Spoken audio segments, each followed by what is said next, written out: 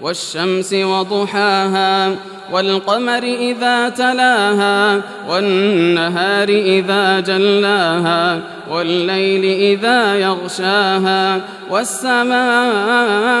وما بناها والأرض وما طحاها ونفس وما سواها فألهمها فجورها وتقواها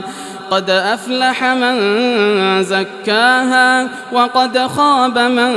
دساها كذبت ثمود بطغواها إذ انبعث أشقاها فقال لهم رسول الله ناقة الله وسقياها فكذبوه فعقروها فدمدم عليهم ربهم بذنبهم فسواها ولا يخاف عقباها.